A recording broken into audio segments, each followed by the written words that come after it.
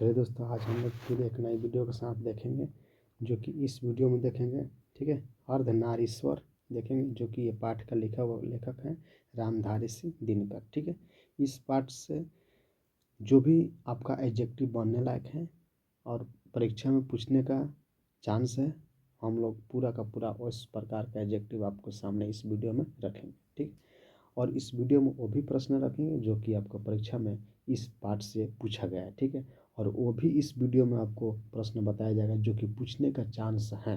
ठीक है, ऐसा नहीं कि जो पूछा दिया है वही केवल हर साल पूछेगा, नहीं, वो इस प्रश्न से कहीं से भी एडजेक्टिव बनाकर पूछ सकता है। ठीक है, तो उस प्रकार के एडजेक्टिव हम इस वीडियो में देखेंगे, ताकि आपको परीक्षा में इस पाठ से एक भी प्रश्न छूटने का अगर आ जाए, जो नहीं पूछा उससे बाहर आ जाए इस पाठ से, तो आपको एक भी प्रश्न छूटे ना। ठीक है, हम लोग का यही प्रयास रहता है। ठीक है, तो चलिए हम लोग देखते हैं।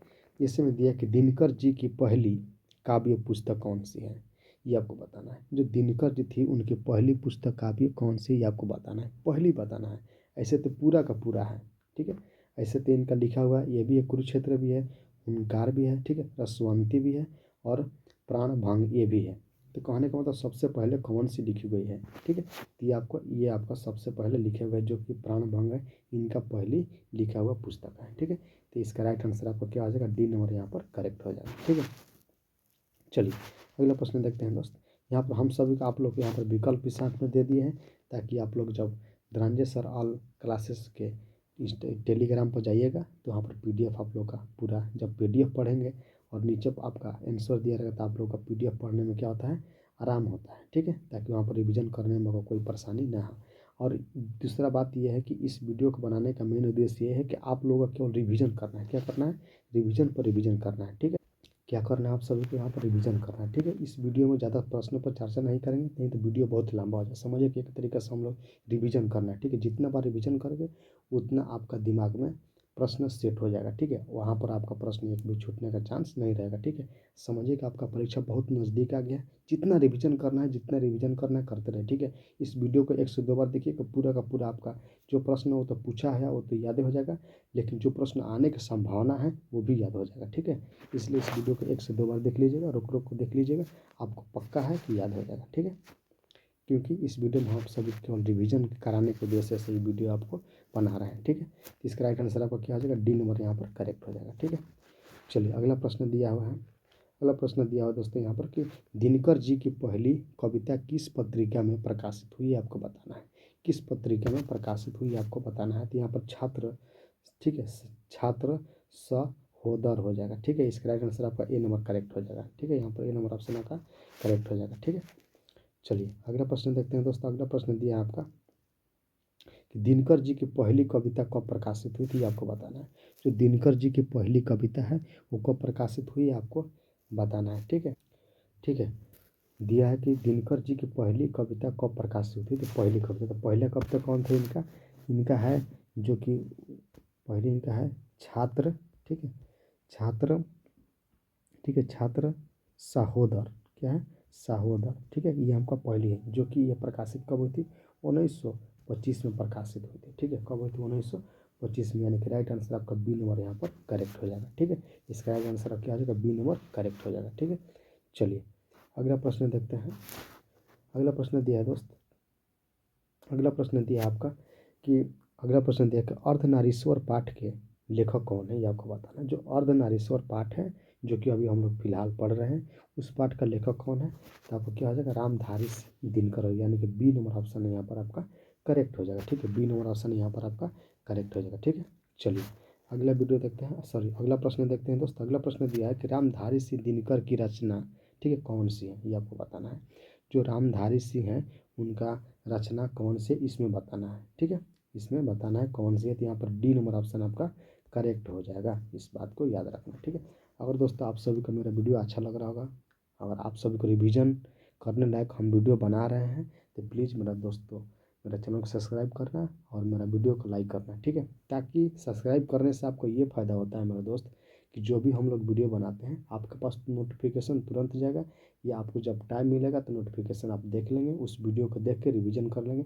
आपको परीक्षा के दृष्टि से बहुत अच्छा प्रश्न हम लोग इस वीडियो में बना रहे हैं। ठीक है, ताकि आपको परीक्षा में एक भी प्रश्न छूटने की संभावना ना रहे। यही हम लोग का ख्याल रखते हुए वीडियो बनाते हैं, ठीक है। वीडियो बनाने का उद्देश्य क्या है दोस्तों कि जब हम वीडियो बना ही रहे हैं, आप सभी को परीक्षा में प्रश्न छूट जाए तो फिर फ़ायदा क्या होता है वीडियो बनाने से, ठीक है। हम लोग का मेन टारगेट यही रहता है कि आपको परीक्षा में एक भी प्रश्न छूटे ना, इधर उधर किधर से हम लोग प्रश्न आपको ढूंढ कर ला दें किसी भी हालत में, ताकि अगर आ जाए और एक बार भी प्रश्न पढ़े रहेंगे तो आपको दिमाग में ये प्रश्न होगा नहीं ये प्रश्न हम पढ़े थे कहीं ना कहीं, इसका आंसर ये तो नहीं होगा, ये तो नहीं होगा, ये शायद हो सकता है, ठीक है। इस प्रकार के जब आप सोच रखेंगे ना तो आपका परीक्षा में एक भी प्रश्न छूटने का संभावना नहीं रहता है, ठीक है। तो इसका राइट आंसर आपका डी नंबर है, ठीक है। चलिए हम लोग प्रश्न देखते हैं, ठीक है। चलिए इसका राइट आंसर आपका डी नंबर करेक्ट हो जाएगा, ठीक है। चलिए अगला प्रश्न दिया है दोस्तों, यहाँ पर दिया है कि दिनकर जी का जन्म बिहार के किस जिले में हुआ था, ये आपको बताना है। जो दिनकर जी थे उनके बिहार में किस जिले में हुआ था, तो उनका हुआ था बेगूसराय जिले में हुआ था, यानी कि राइट आंसर आपका क्या हो जाएगा, यहाँ पर बी नंबर ऑप्शन आपका करेक्ट हो जाएगा मेरे दोस्त, यहाँ पर बी नंबर ऑप्शन आपका करेक्ट हो जाएगा, ठीक है। चलिए अगला प्रश्न देखते हैं। अगला प्रश्न दिया है दोस्तों, यहाँ पर दिया कि ठीक है अर्धनारीश्वर में किस गुण का ठीक है समन्वय किया गया है। जो अर्धनारीश्वर पाठ है उसमें किस गुण का बारे में बताया गया है, ये आपको बताना है। नारी के बारे में बताया गया है या पुरुष के बारे में बताया गया है या नारी और पुरुष दोनों के बारे में बताया गया है, ये आपको बताना है, ठीक है। तो इसका राइट आंसर हो जाएगा मेरे दोस्त यहाँ पर सी नंबर ऑप्शन आपका करेक्ट हो जाएगा, सॉरी दोस्तों यहाँ पर सी नंबर ऑप्शन यहाँ पर आपका करेक्ट हो जाएगा। किसके बारे में बताया गया था, नारी और पुरुष दोनों के बारे में बताया गया है इस पाठ में, ठीक है। अर्धनारीश्वर जो पाठ है इसमें दिनकर जी के द्वारा नारी और पुरुष के दोनों के बारे में बताया, यानी कि सी नंबर ऑप्शन आपका क्या हो जाएगा, करेक्ट हो जाएगा, ठीक है। चलिए नेक्स्ट प्रश्न देखते हैं। अगला प्रश्न दिया है दोस्त यहाँ पर कि दिनकर जी के अनुसार यदि पति विचार हैं तो पत्नी क्या है। कहने का मतलब यह है कि दिनकर जी अगर कह रहे हैं कि दिनकर जी के अनुसार यदि पति क्या है विचार है तो पत्नी क्या है, ये आपको बताना है, ठीक है। तो इसका राइट आंसर हो जाएगा मेरा दोस्त यहाँ पर सी नंबर ऑप्शन यहाँ पर आप करेक्ट हो जाएगा, क्या हो जाएगा, सी नंबर ऑप्शन यहाँ पर आपका करेक्ट हो जाएगा, क्या हो जाएगा, भावना। नारी क्या है, भावना है, एक प्रकार क्या है, भावना। यहाँ पर सी नंबर ऑप्शन आपका करेक्ट हो जाएगा, ठीक है। चलिए नेक्स्ट प्रश्न देखते हैं।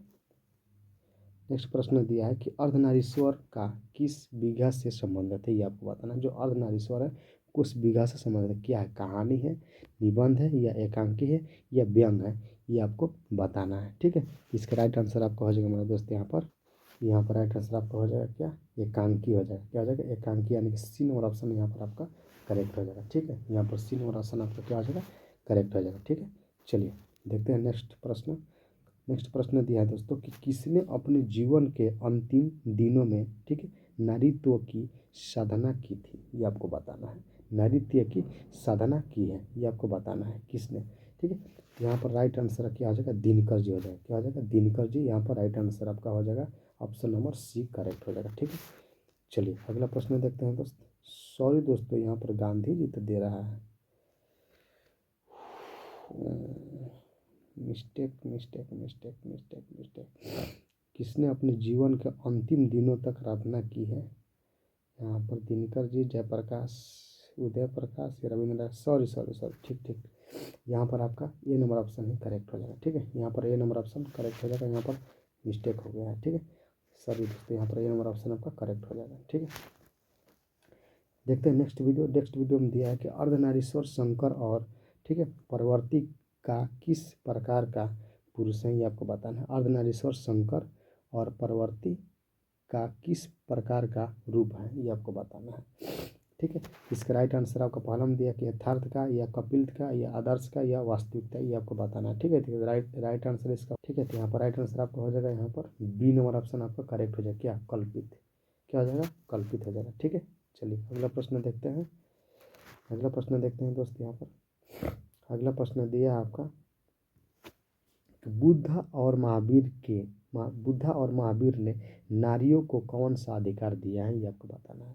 संन्यास लेने का या बिछुड़ी होने का या पति का त्याग का या इनमें से कोई नहीं, आपको बताना है। कौन सा, बुद्ध और महावीर ने नारियों के बारे में कौन सा अधिकार बताया है, ये आपको बताना है, ठीक है। इसका राइट आंसर आपका हो जाएगा मेरे दोस्त यहाँ पर, ठीक है। यहाँ पर राइट आंसर आपका हो जाएगा बी नंबर, क्या हो जाएगा, बी नंबर ऑप्शन यहाँ पर करेक्ट हो जाएगा, क्या, बिछुड़ी होने का, ठीक है। क्या होने का, बिछुड़ी होने का, यानी कि मोह माया से दूर रहने का, ठीक है। ये आपको बताया गया है। इसका राइट आंसर आपका बी नंबर यहाँ पर करेक्ट हो जाएगा। ठीक है, चलिए देखते हैं नेक्स्ट प्रश्न दिया है। नेक्स्ट प्रश्न दिया है दोस्तों, यहाँ पर दिया है कि पुरुष जब नारी के गुण लेता है, कहने का मतलब है पुरुष जब नारी का गुण लेता है तब वह देवता बन जाता है, किंतु नारी जब नर के गुण सीखती है तब वह राक्षस हो जाती है। यह किसका कथन है, ये आपको बताना है। ठीक है, ये किसका कथन है ये आपको बताना है। ठीक है, तो इसका राइट आंसर हो जाएगा मेरे दोस्त अभी। ठीक है, इसका राइट आंसर हो जाएगा आपका सी नंबर करेक्ट हो जाएगा। किसका है, प्रेमचंद्र का हो जाएगा। ठीक है, किसका आंसर यहाँ पर, प्रेमचंद्र का यहाँ पर राइट आंसर आपका हो जाएगा। ठीक है, इस यहाँ पर करेक्ट आंसर आपका प्रेमचंद्र हो जाएगा। ठीक है, चलिए देखते हैं अगला प्रश्न दोस्त। अगला प्रश्न दिया है यहाँ पर, अगला प्रश्न नहीं, अगला प्रश्न दिया है दोस्तों यहाँ पर, देखते हैं 14 नंबर प्रश्न दिया है। 14 नंबर प्रश्न है कि प्रेमचंद्र के अनुसार नारी जब पुरुष के गुण सीखती हैं तो वह कैसी हो जाती है। अभी हम आपको क्या पढ़े कि जब प्रेमचंद्र, यहाँ पर पहला प्रश्न में देखिए, यहाँ से देखिए मिलाते जो तो पढ़िए तब याद होगा। देखिए कह रहा है कि पुरुष जब नारी के गुण लेता है तो क्या होता है, देवता। जो पुरुष है अगर नारी के रूप ले लेता है तो क्या होता है, देवता। लेकिन नारी जब नर के रूप लेती है तो क्या हो जाते हैं, यहाँ पर देखिए राक्षस। तो वही प्रश्न यहाँ पर पूछा हुआ है दोस्त, पूछा हुआ है कि प्रेमचंद्र के अनुसार नारी जब पुरुष के गुण सीखती है तब क्या होती है, तो राक्षस हो जाएगा। क्या हो जाएगा, राक्षस हो जाएगा। यानी कि डी नंबर ऑप्शन यहाँ पर क्या हो जाएगा आपका करेक्ट हो जाएगा। ठीक है, ऐसा प्रश्न आपका आने का पूरा संभावना है। देखिए 2018 में पूछा हुआ प्रश्न है। ठीक है, याद रखना ऐसा प्रश्न को। ठीक है, चलिए अगला प्रश्न देखते हैं दोस्त। अगला प्रश्न दिया हुआ है कि निम्नलिखित में कौन सी रचना दिनकर जी की नहीं है, ये आपको बताना है। निम्नलिखित में कौन सी रचना दिनकर जी के नहीं है, ये आपको बताना है। ठीक है, तो इनका राइट आंसर हो जाएगा मेरे दोस्त यहाँ पर आपका राइट आंसर हो जाएगा सी नंबर, यानी कि जूठन इनका लिखा हुआ नहीं है। ठीक है, जूठन इनका लिखा हुआ नहीं है, यानी कि सी नंबर ऑप्शन यहाँ पर करेक्ट हो जाएगा। ठीक है, चलिए अगला प्रश्न दिया है दोस्त यहाँ पर। अगला प्रश्न है आपका 16 नंबर प्रश्न है दोस्तों कि ठीक है, गांधारी थी, गांधारी क्या थी आपको बताना है। ठीक है, गांधारी क्या थी आपको बताना है। ठीक है, तो दुर्योधन की माँ थी, क्या थी, दुर्योधन की माँ थी। गांधारी कौन थी आपको महाभारत में पता ही होगा, दुर्योधन की माँ थी। गांधारी कौन थी, दुर्योधन की माँ थी, यानी कि ए नंबर ऑप्शन यहाँ पर आपका करेक्ट हो जाएगा। ठीक है, चलिए देखते हैं अगला प्रश्न दोस्त। अगला प्रश्न दिया कि प्रेमचंद्र थे, ये आपको बताना है। प्रेमचंद्र थे क्या थे, गीतकार थे, कथाकार थे, या फिल्मकार थे, या संगीतकार थे, ये आपको बताना है। इसका राइट आंसर हो जाएगा मेरा दोस्त यहाँ पर।